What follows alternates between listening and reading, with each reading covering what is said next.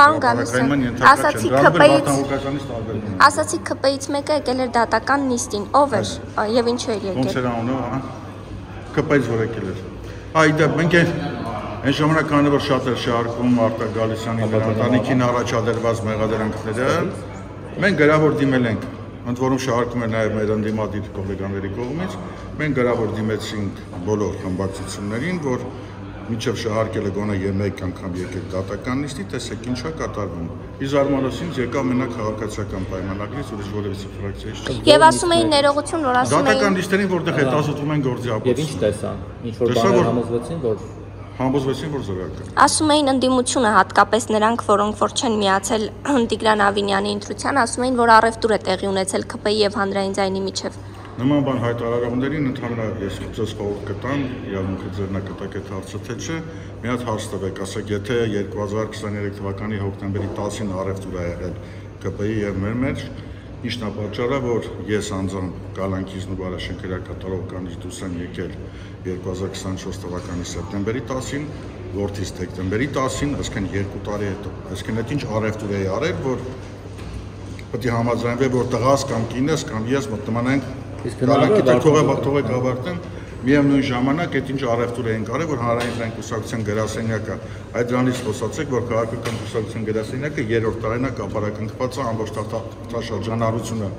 գտնվում է քննչական կոմիտեում, այն դեպքում, երբ որ գործերը գնացել են ամբողջովին դատարան եւ որովհետեւ մեկը իրեն չի ճանաչված։ Իսկ հնարավոր է Վարդան Ղուկասյանը մտած լինի առևտրի մեջ։ Ունեք այդպես կասկած կամ ենթադրություն։ Նայեք ժողովուրդ ջան, ամբողջ խնդիրը կանոնանում, ես իրավաբան եմ, բնականաբար որոշակի հարցերի շուրջ ես ունեմ իմ կասկածները, բայց մինչև չունենամ ապացույցներ, չեմ կարող որևիցե բան ասեմ։ Ինչ վերաբերում է ձեր ասածին, հնարավոր է Վարդան Ղուկասյանը թե ոչ, ես այն ժամանակ հրակատարողական հիմներքում հնարավորություն ունեցել եմ տեսնել իր լայվը, կարծում եմ, որ Վարդան Ղուկասյանն ինքը ուղիղ է հայտարարել, որ Ավինյանին քաղաքապետ դարձնելը եղել է իր որոշումներից մեկը։ Իսկ երբ որ Վարդան Ղուկասյանը հայտնվի ազատության մեջ, ճիշտ ասած, հիմա չգիտենք, մեկ ասում են ազատ է, մեկ ասում են այնտեղ է։ Բայց Վարդան Ղուկասյանը չեմ գիտում։ Շատ լավ, երբ որ ազատության մեջ հայտնվի եւ հնարավորություն լինի նրա այդ կապի դուրս գալ, դուք նրան ինչ կասեք։ Երբ որ հայտնվի, երբ որ դուրս գա, այն ժամանակ իհարկե ունենք։ Բայց նա ինքը ասել էր, ես եմ ստեղծել հանրային ձայնը, ես էլ կթաղեմ, դուք ինչպես եք նրա ստեղծած։ Քաղաքական գործիչ, որ ասում էր Արցախ Հայաստանը եւ վերջ հետո։ Նույն այդ քաղաքական գործչի արածները հիմա ճիշտ են, պարոն Գալստյանս ձեզ, որպես ավականու անդամ ինչպես կգնահատեք եկեղեցու շուրջ ստեղծված այս իրավիճակը։ Ու կարծում եմ, եթե միջև այդ հարցը տալ, եթե դուք մի քիչ ուսումնասիրեք իմ թեկուզ եւ Facebook-յան էջը, այդ հարցը չեք տա։ Բնականաբար շատ վատ։ Դուք առաջին անգամ եք եկել ավականու նիստին, հիմա ենք հարց տալու հնարավորություն ունենում, պարտավորված չենք մտնել ուսումնասիրել ձեր Facebook-յան էջը։ Չէ, նկատի ունեմ, որ բավականին ես վերջին նույնիսկ Կալանքի ժամանակ եւ տնային Կալանքի եւ հիմա էլ վարչական հսկողության տակ ենք, բազմաթիվ հրապարակային մենք այդ հայտարարությունները արել ենք։ Հիմա դուք ասացիք 2026 թվականի ընտրություններին մասնակցելու եք։ Ո՞վ է ձեր վարչապետի թեկնածու։ Ես։ Դուք միայնակ եք մասնակցելու ԿՊ-ի հետ։ Ոչ։ Իհարկե։ Դուք նաև քաղաքապետի թեկնածու էիք, բայց տեսանք, որ չընտրվեցիք փաստորեն։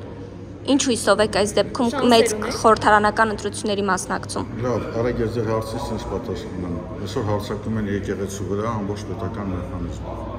3 տարի առաջ ամբողջ պետական մեխանիզմը հայտնվել արձակվել էր իմ ընտանիքի վրա եւ հանրային ձայն կուսակցության վրա։ 3 տարի հետո հանրային ձայնը կա դեռ ոտի վրա է։ Հուսով եմ եւ վստահ եմ, որ կաթողիկոսը նույնպես ամեն ինչին կդիմագրավի։ Այդ նույն հույսով վստահ ենք, որ վաղը միսօր եթե նույնիսկ մենք էլ չհաղթենք, գոնե ընդդիմադիր ուժերը կունենան այն ձայնային մեծամասնությունը, որ կազատվեն քիչ։ Գնալեք մի քիչ շատ ամբիցիոզ համեմատական չէ, ձեր ընտանիքին համատել կաթողիկոսի եկեղեցու հետ։ Ոչ, ես երևույթի հետ եմ համատում, բացարձակ։ Շատ լավ։ Հիմա ուսերի կաթողիկոսի հետ ինձ համատում։ Հիմա շատ լավ։ Ձեր այստեղ գտնվող թիմակիցները լինել են ձեր ցուցակում այս։ Միանշանակ մեր թիմակիցները մեր հետ են, որովհետեւ խնդիր չկա։ Ասեմ ավելին, որ հնարավորության իշխանություն են տվել կոմունիկացիաները, մենք կարողացել ենք իրար հետ կապել։ Իսկ այդ դիմադիրների հետ կմիավորվեք։ Նայածում։ Ում հետ չեք միավորվի։